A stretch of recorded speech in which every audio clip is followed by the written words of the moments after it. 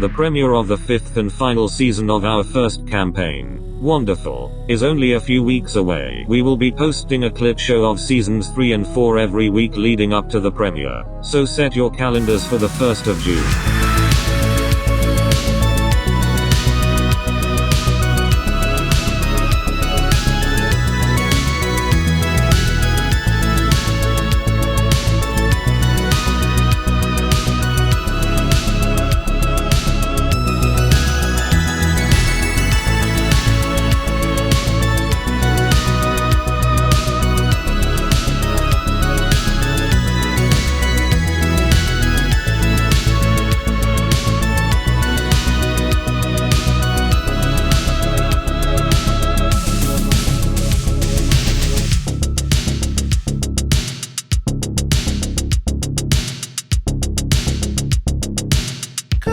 That's what the Quimbleys would do.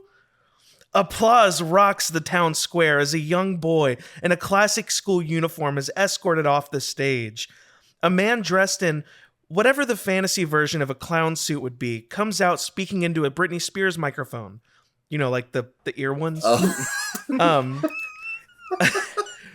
Give it up for Little Tommy Two Toes. I don't know the last time I heard such a beautiful rendition of the Duradera national anthem. He then spends 25 seconds pulling a series of handkerchiefs from his breast pocket to wipe the tears from his eyes. Oh my God. All right. Are we having a good time so far? And the crowd erupts into screaming and cheering. Well, give it up for our fearless leader, the great Barnabas Quincy III. There are definitely less cheers, but still a lot. Barnabas Quincy III walks out in his trademarked white and gold suit, his golden hair blowing in the wind, and he steps up with a mic in hand. It has been precisely 7 days since we left our home in Yonder, and I know that some of you are unhappy with our decision, and who could blame you? Especially with the way things shook out, what with the plane crash and all. Thing is, it's been a tough few days for our people, and I couldn't begin to understand what some of you are going through. So in this tough time, I decided that a gift was in order. If you'll look under your seats, you'll find a very nice flask filled with the finest liquor this side of the spatial divide. I know you're scared, but let's drink and be merry. And we cut away to town square in disarray. Light poles have been knocked over. Trash lines the streets. The burned remains of a flipped flying car lie nearby. We're in Space Philly, guys. It's been Bruh, give me 2 seconds. It hasn't been a long time. It's been 10 minutes. That whiskey was real good. The stage is set up in town square once again as Barnabas stands at its center. He addresses his people once again, except that his people are much dirtier and much more ornery. Here we are at week 3, floating through space. I must admit that free-flowing booze might not have been the best idea, but we're learning a lot about each other here, aren't we? For instance, a crowd of drunk people can turn into a riot very quickly. You might have thought that the Philadelphia Spoon Egg Boys lost a game or something. Oh my God! That escalated, right? Oh. Yeah. Well, yeah. Anyway, I've learned my lesson, and we're going to do away with the free booze policy and outlaw it entirely for the time being. What the fuck?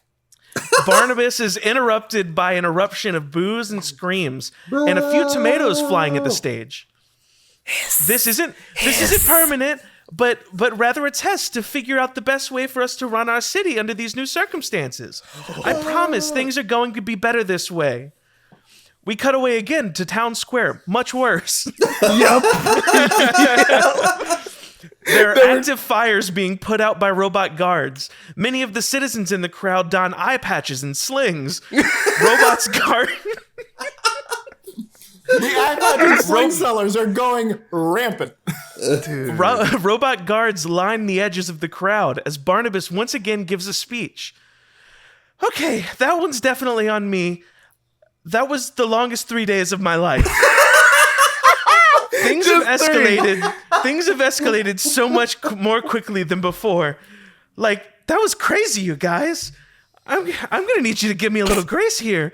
I'm trying my best, and I know that things aren't ideal, but I'm just not sure what you want from me. More booze! A man from the crowd with a bandaged head raises his hand and begins to speak. Oh, what if... And he is immediately interrupted by a robot guard pulling him away out of the crowd. Oh. Barnabas sees this and he's like, no, wait. And then he sighs and pinches the bridge of his nose as he's pulled out of sight. Here's what we're going to do. I'm going to build a suggestion box for you all to submit suggestions for what might make Duradera life better for you. And then we'll all work together to make things a little better. What do you say? That sounds pretty good, right? Barnabas looks around at the crowd as they remain silent. Cut to town square, a caricature of its former self. Practically the ruins of what it once was. It's still functioning, so it's not literally ruins, but shit's fucked. The plane crash has never been repaired. Yeah, there's just a giant crater outside of town square. And Yamcha's inside.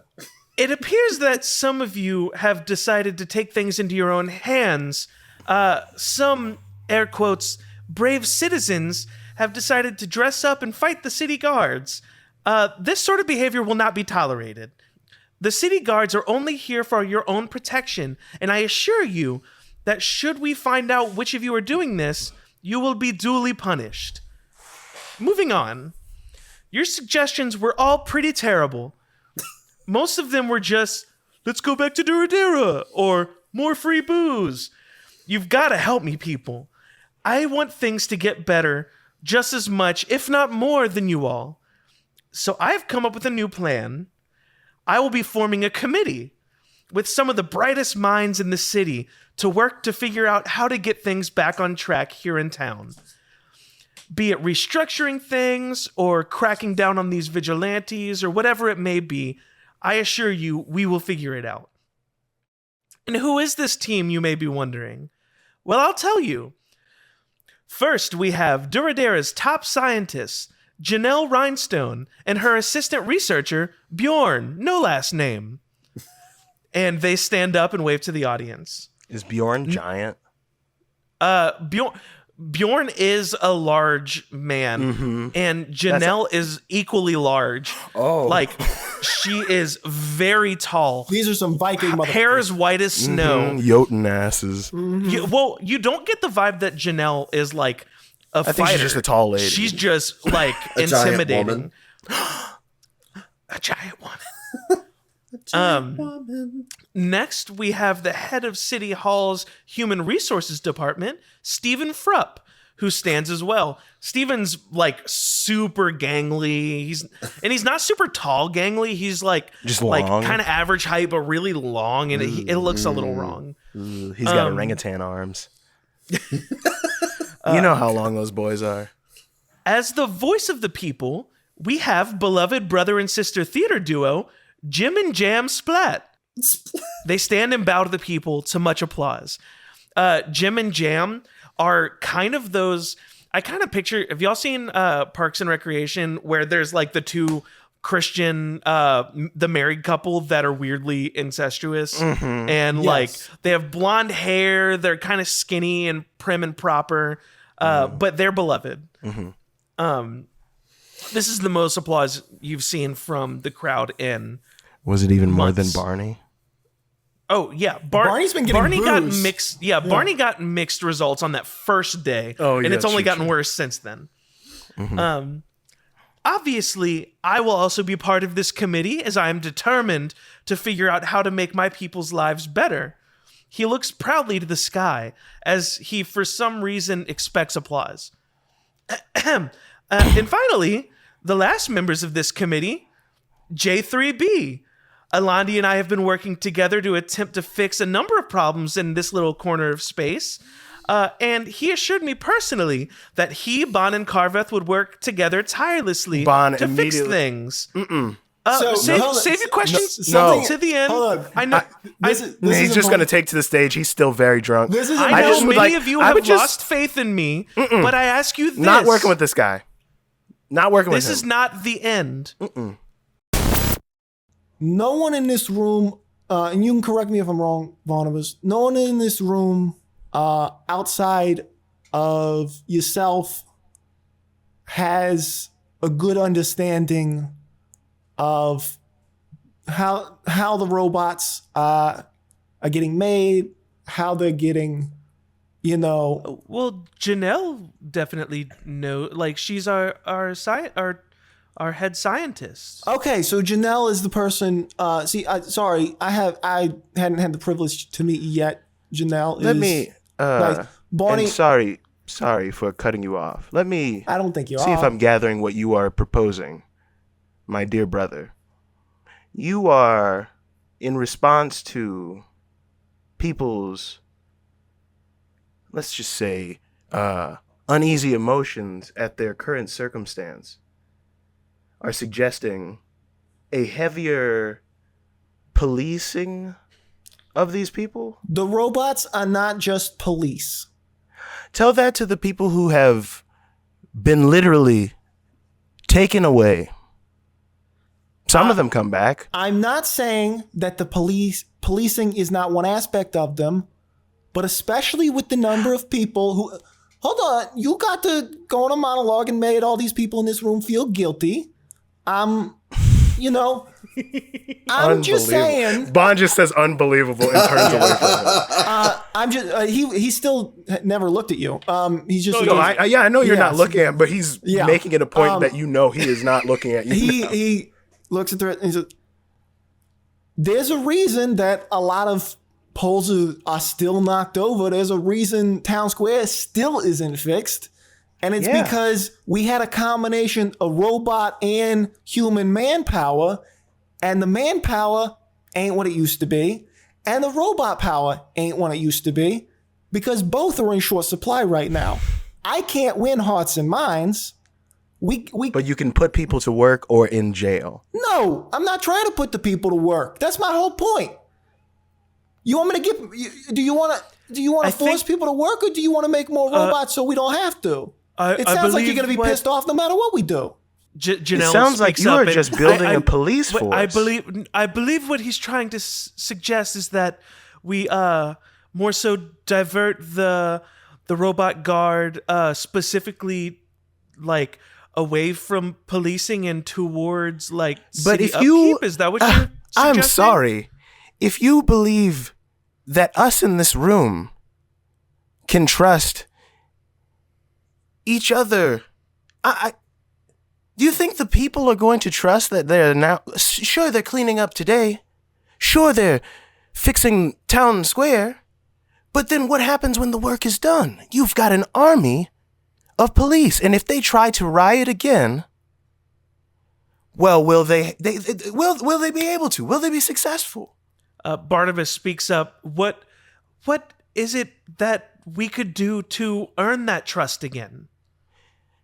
Get out there and do the work yourselves. Be in the streets with these people. Give them purpose again. Don't have them aimlessly worried about whether or not we'll crash into a new planet or float into the orbit of some moon or star. You don't know where we're going, do you, Barney? I need you to be honest with me here. You have no idea where we're going, do you?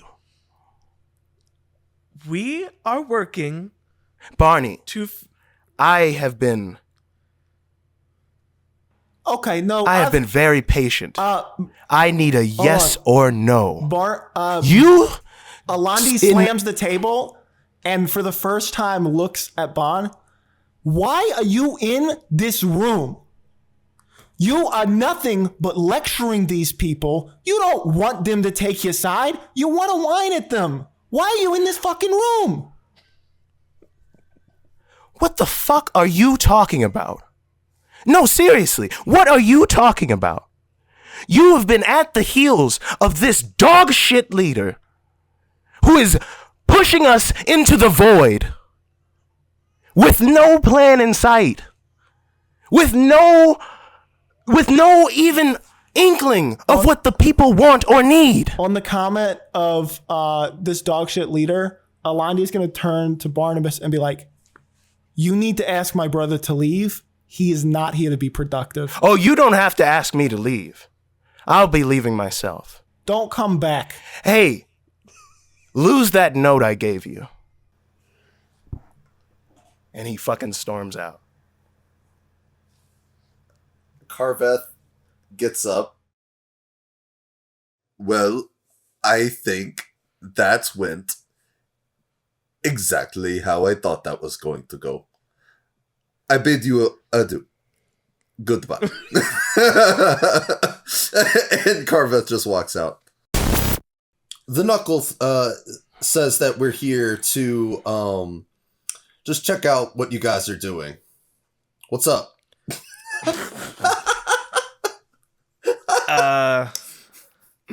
Oh my god. I think the Barney in the front looks back around at the others and he says, any of y'all know these two? What? I'm so confused. And then he turns back to you and says, what do you mean you're trying to check out what we're doing? Like who? Like you break in through the roof and try to hide in the rafters and you're just so like you're spying on us? Is that the Knuckle is a hero? The Phantom Bolt gives a solid thumbs up, like, and like gestures like you got it. The Knuckle and the Phantom Bolt are. Look, you two, like, I get it. I see the costumes. I'm sure we're all on the same level. Like, I don't, like, you could have just knocked on our door. Like, the Knuckle apologizes. How can we help? Phantom Bolt takes out a pen and paper and writes the note, try knocking next time. Yeah, another Barney, like, looks over at the piece of paper, like, that's a good note. Bon, as they are all Blood Moon, distracted by yes. this obvious nonsense. Oh yes, to be clear, Phantom Bolt has been trying to distract so he could do the shit. papers and plans and such on the table that they were trying to hastily hide before they were all kind of had their. Do I have to stealth my way over there to do that? But I feel like I'm already. No, so I don't think you need to stealth. Yeah, I don't think you need to stealth because you've already successfully snuck in as one of their own. Okay. So you're trying to just investigate what's being covered up as it's being covered up? Yes, basically? essentially. Kind of like moving things around and looking at what it is they're hiding while not uncovering it fully, you know? Yes. Making it look like I'm also hiding things. You definitely... Give me an investigation check with advantage. Ooh, that's an 18, and this one is a 3. Thank God for advantage. 18 plus... you said investigation plus 4, 22. Ooh, 22. All right, so you notice when you walked in originally, you noticed that they were working on like some rudimentary weapons like bats and shivs and those sorts of things, just sort of stockpiling. But now that you see them like going to cover up one of these tables, your attention is now drawn to that one to see like what they might be trying to cover up, and you see a few machines, and I say machines, like some smaller like contraptions, and there's a sheet of paper with like a blueprint on it. I'm trying to think so are you going to lift up the sheet to try to look under, or are you just going to try to catch a glimpse seeing before? That blueprint for sure, I would try to pocket that. Okay, so you're going to try to pocket the blueprint to see what it was they were making. Okay, just give me a sleight of hand once again with advantage. All right. Ooh, that's a specialty of mine. That's 13. Okay, give me something good. That is 13 plus 6. So. Oh yeah, you pocket that easily. I assume you're going to try to look at it later. Yeah. I'm just grabbing it right now, and I think I kind of would be like, boss, you want me to just show them out or move them to the back so we could get on with this? They don't seem like, you know. No, I think he's kind of caught off guard by you addressing him, and like is kind of like confused. Like, I don't feel like I know who this guy is, but his mind is so many places right now. He just kind of like I'm not trying to overstep or anything. I'm just trying to get this on the way. You know, I got to get back to my wife and whatnot. So many details. He kind of shrugs and looks back to the other two, and is like, "Can we help you with something? What are you doing? Yeah, come here? On. We are in the middle of some really. The Knuckle and Phantom Bolt are here to help. Phantom Bolt writes and has a sign, "U equals bad guys?" ? Help with what? There's not. Who asked for your help? The essence of a hero is to help when it is not asked. Well, yeah, I'm sure. If you if you wouldn't mind, maybe Kyle, I need you to make I need you to make a deception or performance check because you were trying to be very involved. Okay. You were no longer sneaking around. No, for sure. That is not bad. That's a 7 plus 12 on performance. Oh my Not god. bad. God. 12 Okay, is yeah, your no. deception? My performance, no. Oh fuck. Holy shit. Okay. I think this guy is confused why another one of the Barneys is like not controlling this conversation, but is like so involved in this conversation all of a sudden. But he's like, yeah, that's a good question. Help us with what? Why? Do you know who we are? What we're doing here? Like what? I'm confused. Phantom Bolt circles what he wrote and then does a bigger question mark. What did you write? U equals bad guys question mark. Are y'all new in town? Like, are we the bad guys for? But there's no possible way anyone could be new in town on account of we are flying through space. You know what? That's a good point. You know what? That's a good point. The knuckle nods. Which number are you? He says to you, Blood Moon. I am. I'm number 9. Number 9. I joined like a week ago. I told you I had some problems with my baby mom. It's not important. I get into the nitty gritty. I'm just telling you, I got a hard out at like 45 minutes ish from right now. I get the hell out of here. So if we could get this on the road. Okay. You say that, and all of the other Barneys start kind of whispering to each other, like you can't hear what anyone's saying, but they're all kind of like the number 9. Like you just hear like some of them saying number 9 and like whispering to each other. And the Barney who'd been leading the conversation hears you say this, and he says, "No shit, huh? All right, you lead this conversation, I guess." Yeah. Okay.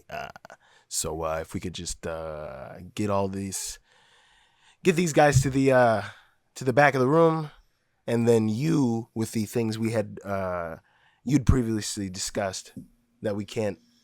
The stuff that over on the table over there, if you could kind of lead us in, and then I'll pick up from you, almost not improv, right? But like I have to yes and you before I say what I've got, because I need to know if you guys are on the level with, me being a number 9 and all.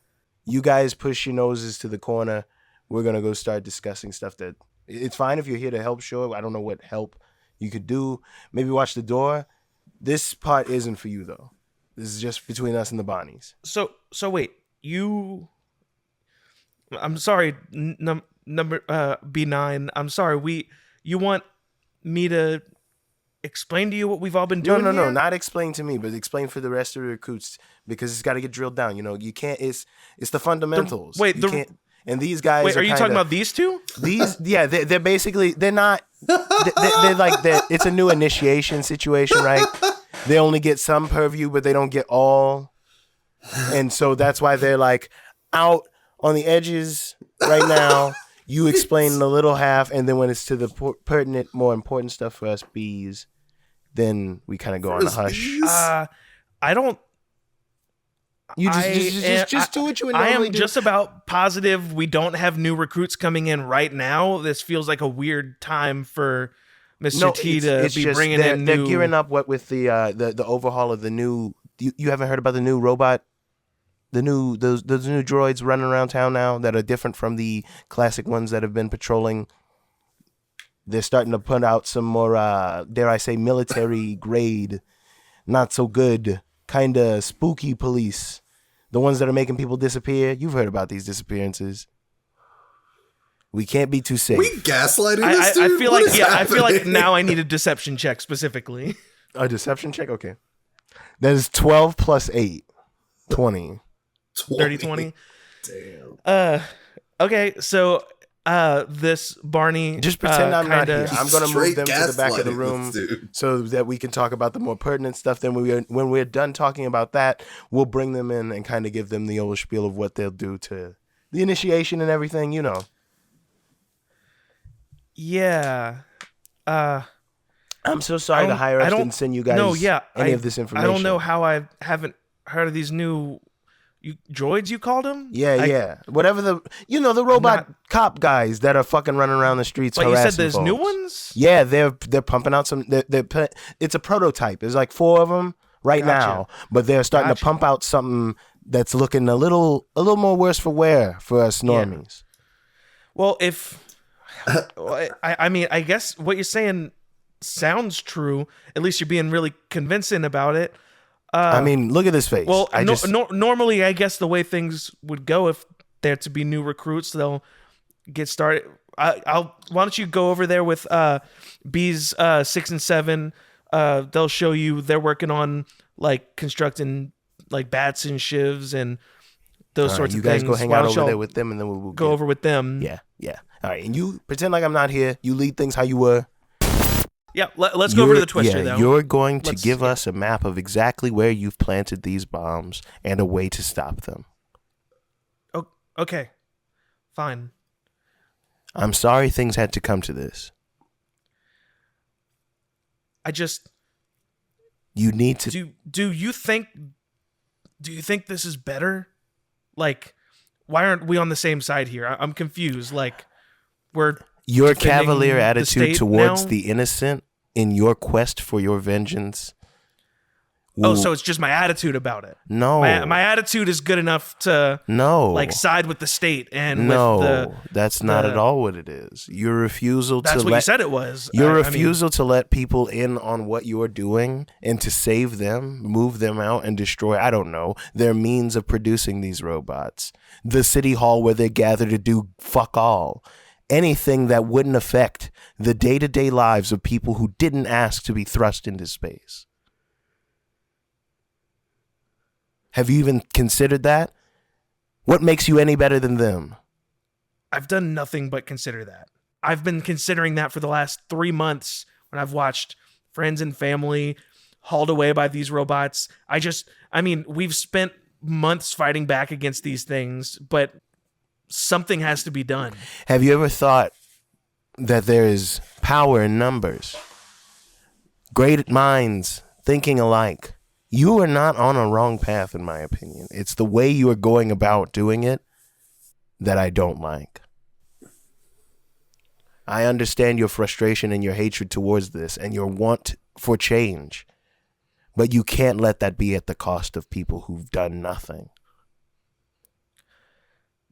Well, I guess you got what you want. In my back pocket, I've got a sheet of paper with the plan, and you'll be able to find the locations of all 3 of the bombs. You can go get them if you want. They're not set to blow up until noon later today, so you've got time. Right. Listen. And I will say, we aren't turning you in if you're worried about him lying to you about that. Yeah, I mean, for sure. Also, that is 16. Yeah, you're there too. Plus 5, so 21. Yeah, you can tell he is feeling defeated because he is defeated, and is as far as you can tell, telling you the truth. I won't be turning you into the police. As far as I'm concerned, once we get these bombs off the street, you're free to operate how you need to, but I feel like we could do great things together.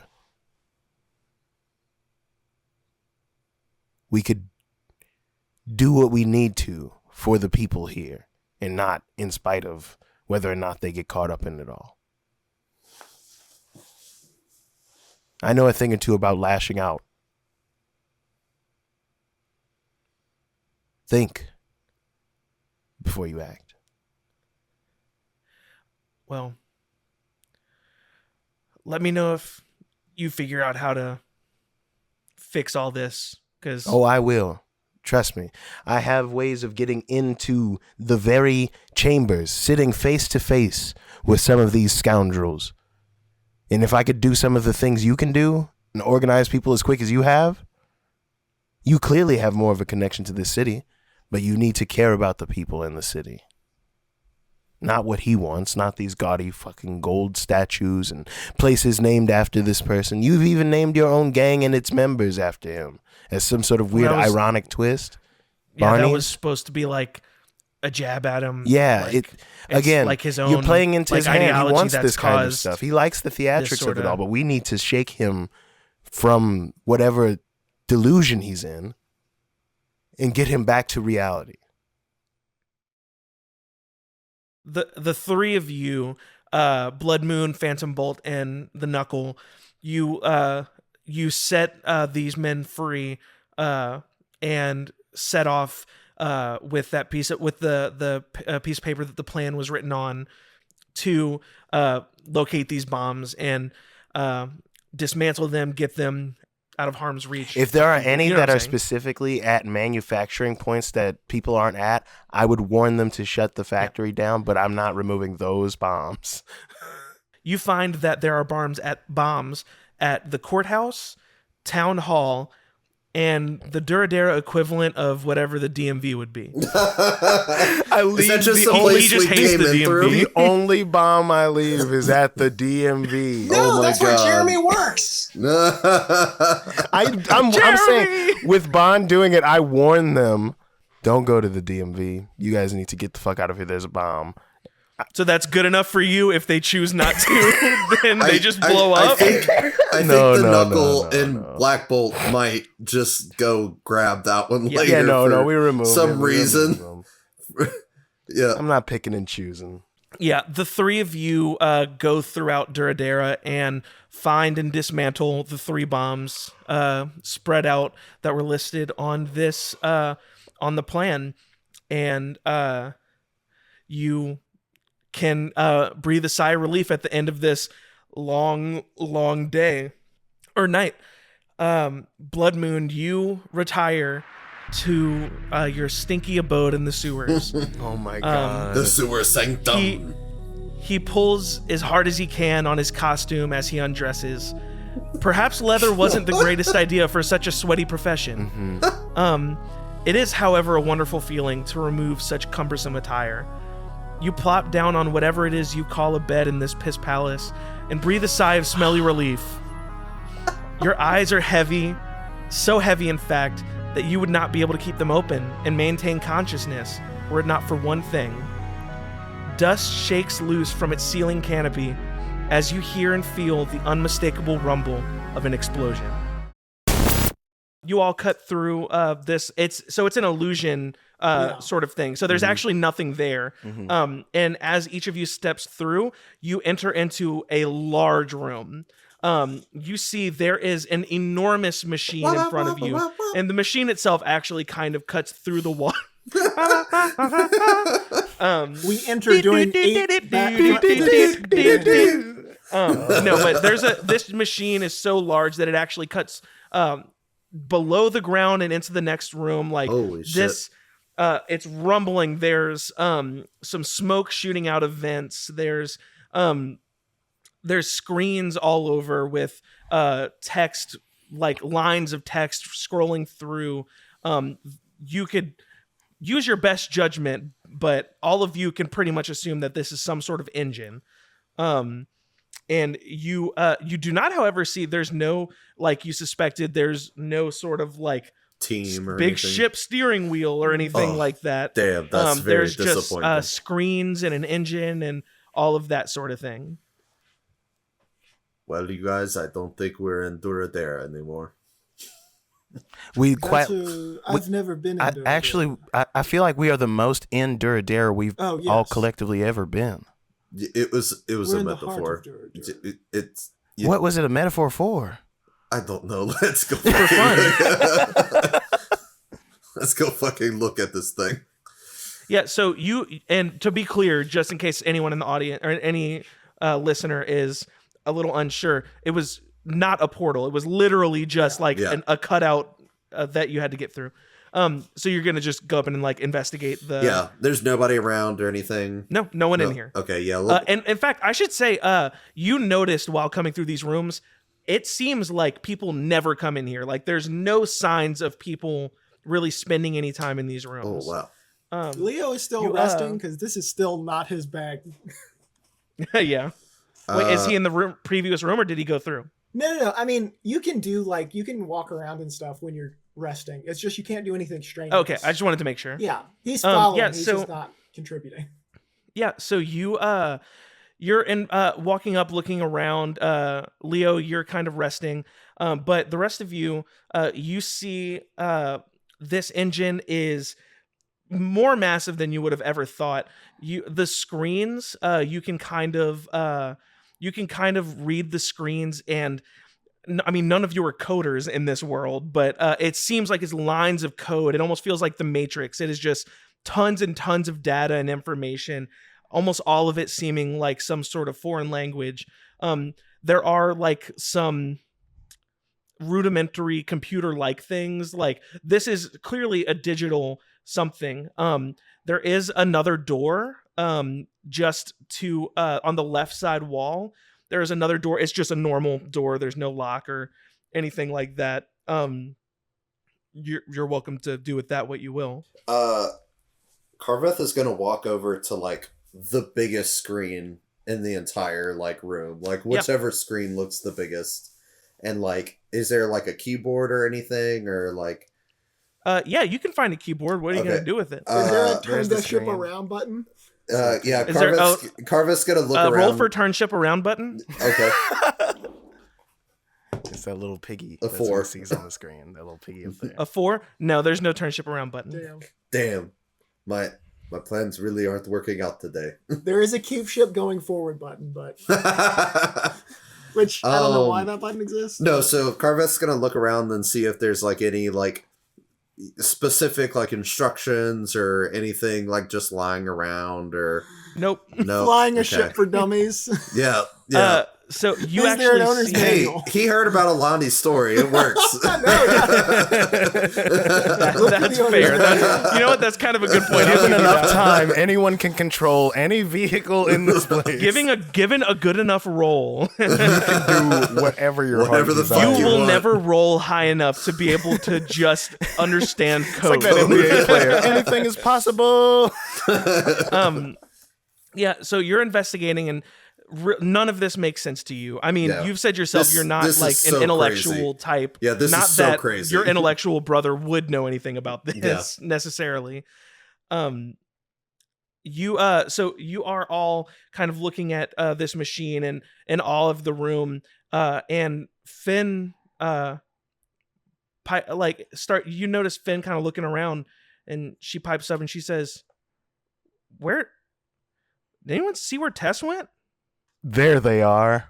And you all turn back to the painting, and from the painting enters Tess alongside Bjorn, who was the large research assistant, and 8 of the robot guard entering into this room. Finn sees this, and she's like, "Tess, what the fuck?" I'm sorry. It's job security. It ain't anything personal. I have not had a steady paying job in quite some time, and this is going to ensure that I am not hired anywhere if I continue doing what y'all are doing. Bjorn kind of puts a hand on her shoulder and says, This isn't I'm not trying to make this like a whole thing. I'm not here to fight. It's not a planned thing. Y'all know you can't be in here. Yeah. Like I'm not here to hurt you. I don't know this. I understand what this looks like, and I'm sure you understand what this is, but y'all can't be in here. Yeah, I do apologize, and I was also a part of this. So I'm just hoping that since I told you guys, we could maybe work something out where nothing bad happens to them or something. Finn, you take a look at Finn, and tears are welling up in her eyes, and it looks as if she's trying to speak, but she cannot. She physically cannot. Words are not coming out of her mouth. And I think Tessa's eyes kind of water too, and she's like, just mouths the words, "I'm sorry." Yeah. You say that, and the Bjorn and the robot guards begin to approach. They're not, like I said, they don't have weapons drawn or anything. They're just like, I think she would have come made on, that, and tried to make that clear of like, don't hurt them, because it's not necessarily and like this was a planned thing. Yeah, like your passive insight, they seem to be being honest in that they do not appear to want to hurt anyone. they all start to approach, and they approach Leo first. Are you they do gonna not try approach to? Leo. Leo was Okay. chilling, and as soon as anything out of the ordinary happened, Leo cast greater invisibility on himself, and Leo just isn't there anymore. Oh my god, Jesus Christ. So Leo ain't getting fucking caught. Leo just Fuck you, Karveth and guys. no, here, okay. So this is great. And I rolled a 15 on the stealth on top of the invisibility. Oh my god. As soon as he heard people coming, he just, because he was just chilling in a corner or whatever, and Yeah. he's just invisible. Fucking Leo. So And it's greater Leo invisibility. turns invisible, and Bjorn kind of like steps back confused. The robot guard kind of like disperses, like confused. Like once again, they're more confused than anything. They're not like upset by this. They continue to advance when Finn just has this horrible, heartbroken look on her face. And Karveth, she kind of grabs your hand as I don't think she has any words to say.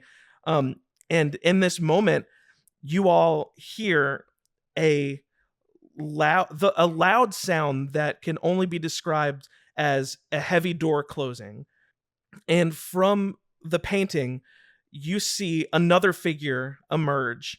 You see a tall, slender person in brown cloaks and a hood covering their face entirely. They have gloves and boots on, and you can see nothing about them. They're just entirely covered and mysterious, and they are moving at an impossible speed. They're weaving between all the robots, not doing any damage, not hurting any, not pushing, not punching, just weaving through all of the people as they rush towards Karveth and Faye, who are standing, or Finn. not Faye, God. Faye! I did this to myself. I shouldn't have named her Finn. I've done that too many times. You see this figure weave through all of these robots at immeasurable speed. You can't even pick out what you're seeing. And this figure makes its way rushing towards Karveth and Finn, and it collides into the two of you. And in an instant, the two of you and the figure disappear. Holy All that shit. Tess, Bjorn, the robot guard, Leo, wherever he is, all you see left behind is sparks and particles in the air where they once were, falling to the ground. Karveth and Faye, you Finn. come to Finn. God, It's okay. Karveth and Finn, you come. This isn't Faye. That's not what I'm Yeah. doing. No, I know. Karveth and Finn, you come to an impossible to describe liminal space. You are in this enormous room. You can't make out walls. You see, it looks like the walls are just colorful, like rainbow colors shifting and moving, almost like the walls and the floor and the ceiling are fluid, moving around, like just constantly ever moving. There's bright light everywhere. It feels like you're nowhere and everywhere at the same time. And you kind of come to, and you're on the ground, and you look over and see Finn, and you stand and help her up, and this other figure is just standing there, and they remove their cloak, and you see the unmistakable face of Bees. I knew it! Bees! Let's go! Yes! Yes! As soon as you were saying, I was like, Let's liminal go! space, they're gonna be in the fucking blockbuster, aren't they? Let's go! Bjorn, how are we looking this morning? Fine. Business as usual. Are you the reason the robots are so relaxed? Are you kidding me, Bjorn? What did Terry do?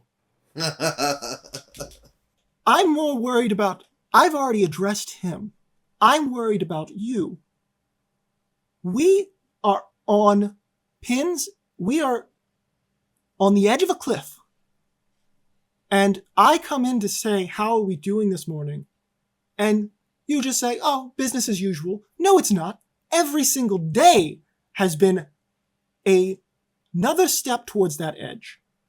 So I'm going to ask you again, how are we doing today, Bjorn?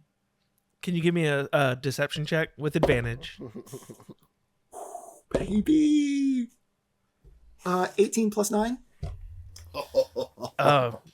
Elandi is a very damn. good liar. I'm sorry. I lied. It's 18 plus 8. That's not nearly as good. Still pretty good. I'm sorry, Janelle. No, we're fine. Everything's up and running like normal. I was actually just about to head out to take care of some other stuff. Before you I think go, I think if this is surprising, I think Bjorn is very intimidated by Janelle. oh yeah, no, yeah, this is We could that is- picture. We got their Yeah. dynamic before they Oh, spoke yeah. any words to each other. I'm sorry. I'm under a lot of stress, and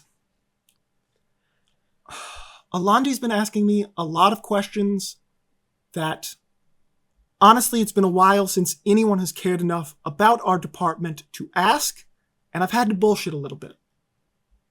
And What do you mean? do you still remember all of our procedures properly? I need to make sure that we are fit as a fiddle, because Elandi made me realize I wasn't, so I needed to do checkup.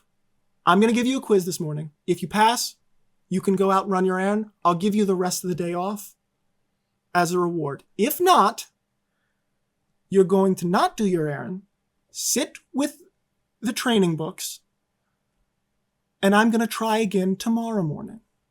I think that's fair. Do you think it's fair? I think it's fair. Okay. He's very demure now. It's a little boy in his shoes over there. It's spooky. Question 1. How were we able to create the robots? Like, Don't look at me. Some of these are going to be easier than others. It's not a trick question. Just do you mean like mechanic, like through engineering, or pretend I'm Barnabas. Answer me the way you So, would like, answer Barnabas, because he's the Okay, person. okay, I don't I'm need sorry. to know the technical. I'm sorry, I'm just confused.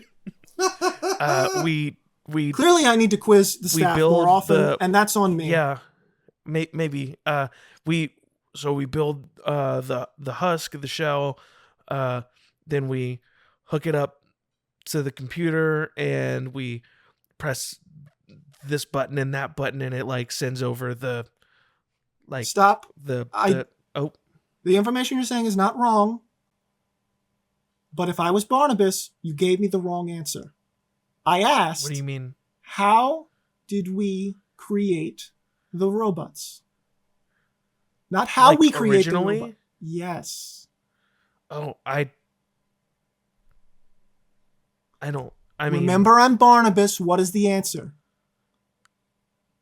very carefully. I wasn't around. You weren't around either. I don't. No, this isn't. I'm sorry. I just feel like you're looking for something specific that I'm not picking up on. Barnabas is our lifeblood. The answer is we were able to do it through the help of Barney and his ancestors. You know what? That does sound like some shit he would have us say. Yeah, page 1 of the manual. Yeah. Yep. Nope. You're right. You're not doing I guess I great. haven't read it in a while. It's not a yes all. It's not an all or nothing. But question 2. This one is technical, but remember, I'm Barnabas, so you have to explain it like I'm not a scientist, but like I'm Barnabas. Yes. Under what circumstances do we run reboot procedures? Oh, I mean, basically none. I understand. Again, that is the practical answer. What Sorry, is the handbook answer? If you asked us to, my lord. My lord. One, it would be my lady. What is wrong with you? No, I'm talking to Barnabas. You said. Oh, you know what? You've got me. I forgot that time. That's on me. That's on me. God damn it. This Oh is my so God. convoluted. That's on me. And I have no I'll idea gi- where I'll- he's going with this. I'll give you credit for I that. love it though. No, keep it. It's not. I'm not saying that in a bad way. I mean, like he's Yeah. confused now. Fake Janelle's confused. I'm having fun and Tyler's letting me do shit. He's Hey, a dude playing you know, a dude disguised as another Yeah, I'm, Keep that's going. exactly the energy I'm going Literally. in with. All right. Who needs to be present and where is the procedure performed? Remember, I'm needs to be Barnabas. present? I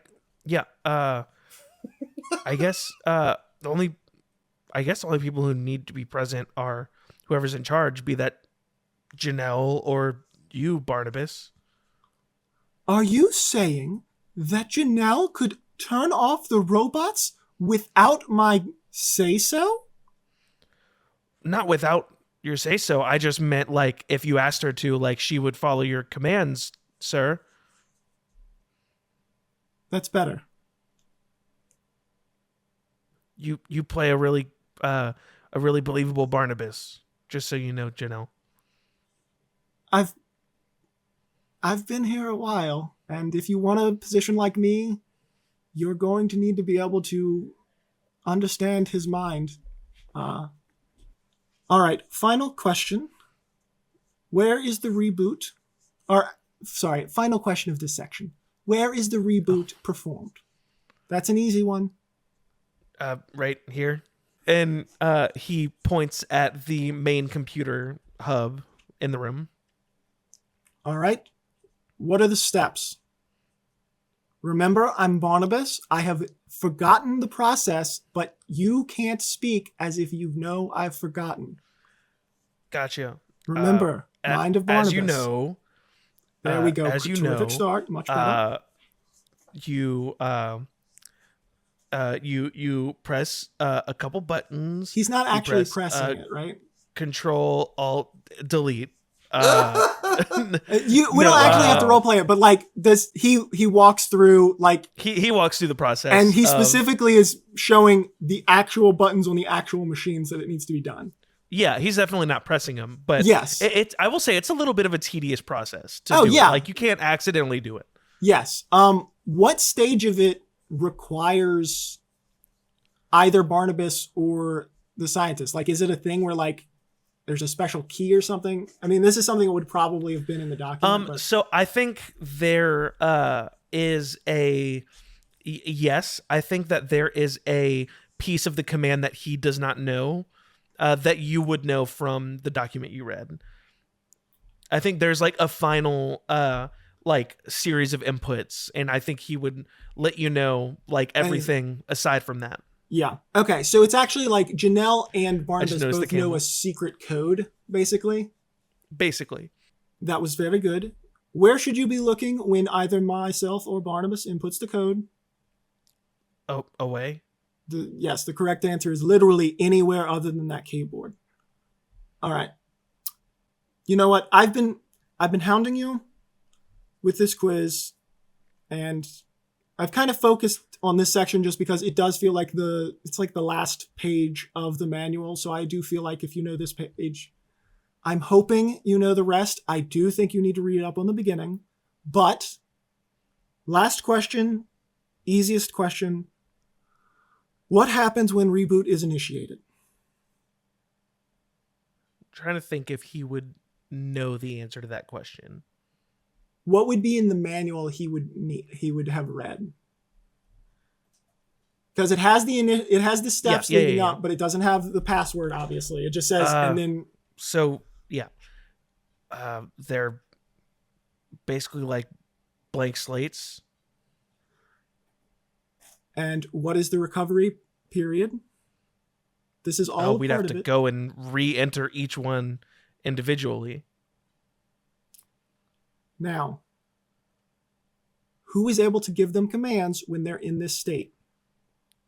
I am not sure. I mean, the answer is everyone. I'm pretty sure they would take anyone's commands. That is correct. Until we like gave them like coded commands information. Until we reinitialize their OSs, which is done at what station? It's right outside. There's of course it's right outside. We're at the factory. How is that a helpful answer? I'm sorry. I'm sorry. You know what, Janelle? I think I should go study up some more. You should, but you didn't snap at me. You answered my questions well. Go ahead and take the day. I've been very scatterbrained, as you could probably imagine, as have you been. What are your tasks for the day so I can make sure everything gets done?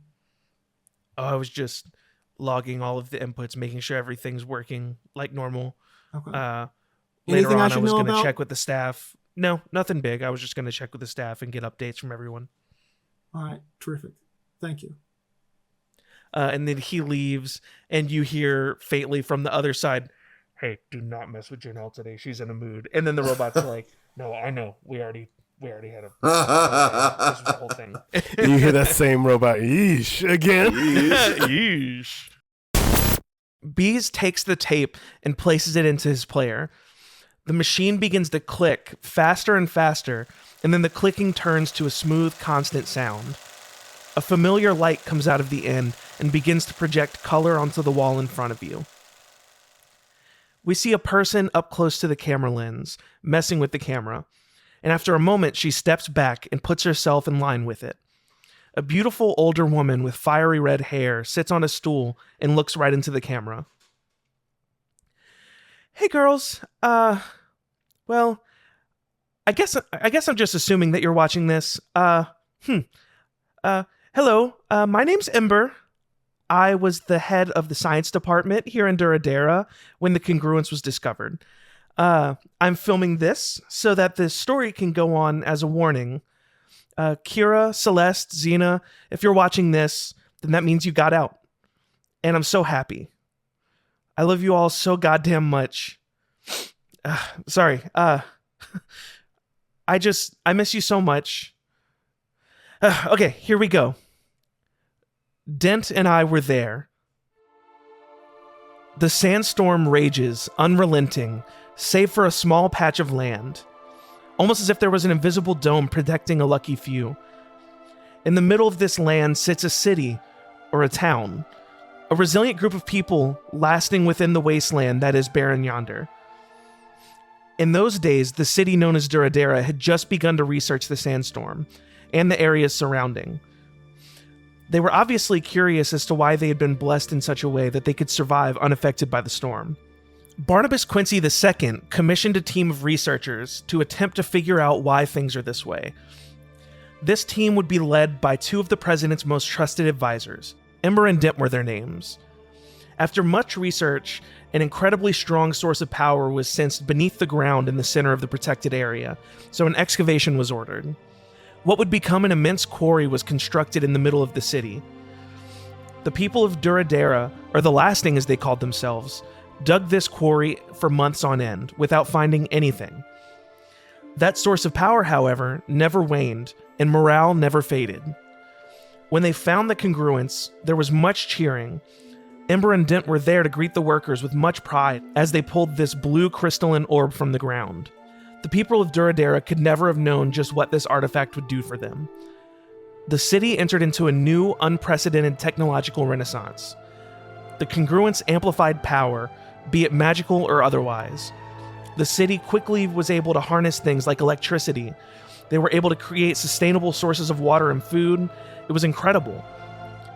It was unknown, however, just why the congruence kept the sandstorm at bay. The researchers kept plugging away at it, while the various departments all began to discuss how the artifact could be used to assist them. Perhaps it could be used to create new roads, perhaps new medicine. Not all things that come with great power, however, are good. Some questioned if the congruence could be used for defense. What sort of weapon could such a thing create? These questions loomed heavy over the heads of Ember and those around her. In this time, Ember would spend lots of time with Dent and Barnabas. The three of them worked together as part of the main team, deciding how to use their newfound power, and they would all grow quite close. While the first few months with the congruence were a time of flourishing, things would not remain this way forever. Dent and Barnabas began to relish the power at their hands. The two began spending a lot of time together at this point. Ember could see a sneaky darkness casting a shadow over them, and she began to get worried that her friends were beginning to be corrupted by the power in front of them. It is around this time that Barnabas Quincy II passed mysteriously in the night, leaving the presidency to his son, Barnabas Quincy III. The Quincy's were always a very secretive family. In fact, Ember didn't even know Barnabas had a son, let alone one of age to accept the presidency. Barnabas Quincy III took over, and he and Dent grew even closer than his father before him. Ember told her husband Theo of her worries about this new friendship. Though they hoped for the best, in their minds they prepared for the worst. Most of her time in the coming months would be spent continuously studying the artifact. In what other ways could we use this thing? Ember eventually made a breakthrough, learning that she could potentially separate the congruence and spread its pieces across the barren yonder, effectively dissipating the sandstorm entirely. She, as well as a large portion of the team, were very excited about this idea. They could essentially return the land to its original state. Lives would be saved, and the people would be able to flourish once again. Two people who were not into the idea, however, were Dent and Barnabas. They had grown so enthralled by the power within this orb that the idea of giving it up made them angry. They lashed out with harsh words, screaming that they would be robbing their people of the pleasures they've become accustomed to, and other attempts to feign nobility. This obvious overcorrection did not sit well with Ember, and she grew even more concerned. Ember eventually decided that she would do some light spying on Dent in an attempt to figure out what is up with him. She told Theo of her plan and waited for Dent to leave his office. That night, she snuck into Dent's office to attempt to rifle through his various files and notebooks. It took a while, but she eventually found a collection of scrolls that would shake her to her very core. Inside these scrolls, Ember would find a number of recorded research on necromantic rituals and various dark magics. She pored through these, learning that Dent's family had spent countless generations learning and creating new dark magics to gain power. Tears welled in her eyes as she became more and more fearful of someone she had once considered a dear friend. These tears, however, would leave her eyes as she made her way to the most recent scroll. This one seemed fresh. None of the ink had faded much, at least not compared to the others. This scroll described how Dent had made a breakthrough. His father and his father before him spent ages attempting to create a specific sort of spell, one that would effectively render someone unkillable, and Dent had done it. The scroll falls out of Ember's hand as she hears the unmistakable clicking of a door. Dent enters the office calmly. "Ember, what are you doing in my office?" Ember's eyes begin welling up with tears once again. Is that cloning? Dent sighs as Ember grows enraged. "What exactly are you up to? I think you owe me that." "I don't owe you shit, Ember. We found this orb, this incredible source of power, a power source that can bring our people into a new age of innovation, of economic growth. Hell, we could become a global superpower. And what do you want to do? Throw all that away." "I don't want to throw it away. I want to save this land. Our people will no longer be confined to this tiny area in the sandstorm. I mean, what if suddenly the congruence stops holding the sandstorm back? Then what? It's not just our people who are fucked, it's us too." "That's just a risk I'm willing to take. If this place goes under and we all die, I'll just come right back. And no one else who knows about the congruence will be here to stop me." "Barnabas would never stand for this." Dent chuckles at this as the door opens once again. Barnabas walks in with a horrified look on his face. "Dent, cloning? Are you serious?" Ember chimes in, "Thank you. We need to stop him." Is that what you did to me?" A look of horror moves across Ember's face as she realizes what's going on. "You cloned me without my permission? What's wrong with you?" Dent chimes in angrily. "What's wrong with me? I've given you a life without fear, Barney. Without the fear of death." The two begin to argue back and forth as Ember takes off running out of the room. Ember rushes home to her family, freaked out like never before. She tells her husband of everything she just learned, and they concoct a new plan. They gather their 3 daughters and explain the hard truth of everything. She instructs her daughters to pack their bags and meet her and Theo at the airfield. They are freaked out, but they do as they're told. Ember and Theo run with all their might to the research center, where they find the congruence. They surround the orb, preparing to disassemble it. If they can separate it quickly, they can escape and spread its pieces across the barren yonder, like she'd planned. The two begin with all their might attempting to pull this orb apart. They strain as they're giving it all they've got, and just then, their straining is interrupted by the blinding light of a bolt of lightning, followed by the deafening sound of thunder cracking. Theo falls to the ground in pain as Dent reveals himself in the room. "Now what do you think you two are doing?" From the ground, Theo groans, "Fuck you!" And Dent says, "Oh honey, I don't know that you're in any kind of shape to be threatening me. And Dent walks up and crouches beside Theo, putting a hand on his back, sending another wave of electricity through his body. Stop it, Dent! Dent looks up at her and stands. A smile crosses his face as he begins to move toward her. Ember looks around the room, struggling to figure out what to do. And just then Theo reaches out with what little strength he has and grabs Dent's ankle, pulling him to the ground violently. He gets on top of him and begins to wail on his face. Dent moans in pain as he reaches down and removes a dark dagger from his pants and swiftly jabs it in between two of Theo's ribs. In an instant, all of the air leaves his lungs as he groans in pain. He builds whatever strength he has left to say one final thing to his wife. Ember, run, get the girls out of here. Tears well up in Ember's eyes as she takes this moment to flee. From below Theo, Dent attempts to cast a bolt of energy at her, but misses as she runs by.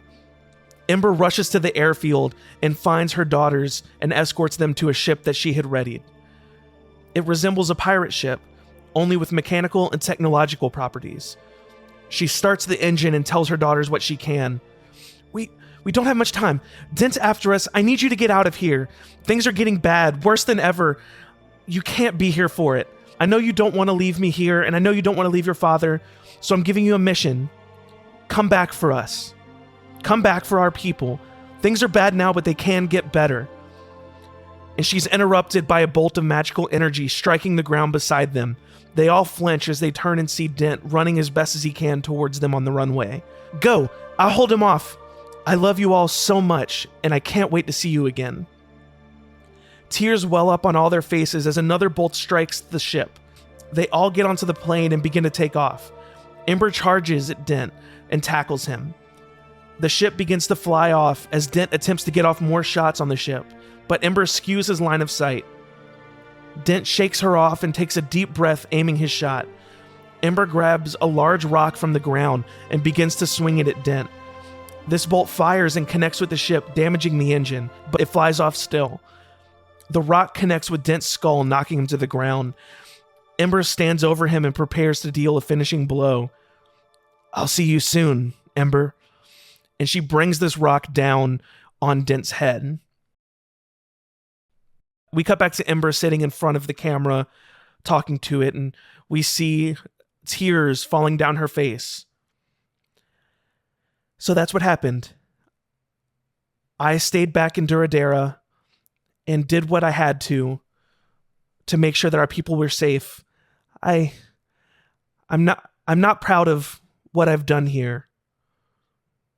But hopefully bees will find this and bring it to you so that you can know of what's gone on here. I love you. And the screen goes black. Bees knew our grandma.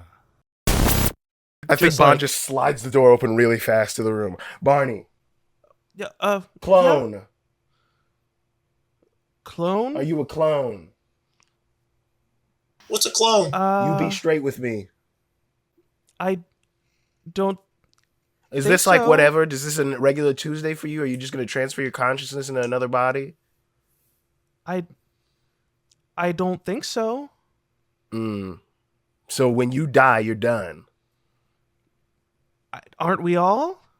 I don't know, man. You've apparently been cloned more than once. I'm going to cut the crap with you, Barney. We know a whole lot about your past and how this isn't your first go around the sun. This is, in fact, your second go around. And you found out the hard way by our grandmother, Ember. And by extension, this other dude named, I forget the name, not Bees, but the Dent. Yes. I think you see like a visible shiver go down his body when he hears that name. So I'm going to be frank with you. And nurse, you can stay here if you want. I would suggest you leave now. And he just turns back as he pulls up a chair and sits backwards, cool guy style, and kind of puts his elbows on the back of it. You got two options here. Talk shit or get hit. I think hearing that, the nurse runs for help. So you decide, Barney. Are we gonna cut the pretenses? Are we gonna end the charade? But he's like, you know why I healed you. It's the same reason why I knocked you out, and only we know that I did that. Barney, if I wanted you dead right now, I could gently put a pillow over your face and you'd be off. Off to bye-bye town. No spell slots wasted, buddy. So, I ask you again. Are we going to get some answers as to what the whole big overarching plan you've got going on here that's been going on and cooking up for years? I have told you my plan. My plan was to get out of Dodge. And that's the truth. To what end, Barney? I Yes, don't no. know to what end. I wasn't lying when I said that. I knew you weren't. I didn't need to look deeper to know that. But No I was shit. hoping in some heart of hearts of mine that you had a plan. And you didn't. And you Do I wasted look like it. a guy and with a plan? Barney, I'm going to be frank with you. You've thrown all these people onto the back of your fuck wagon and shot into space. If I kill you now, I'm just as bad as you because now they're stranded in space. Turn this shit around. I don't care anymore. You had nothing going for yourself, clearly. Your robots are shut down.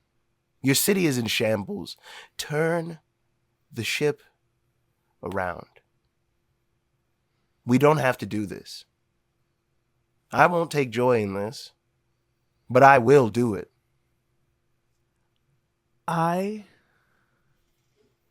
If you say you Can't. don't know how, even better.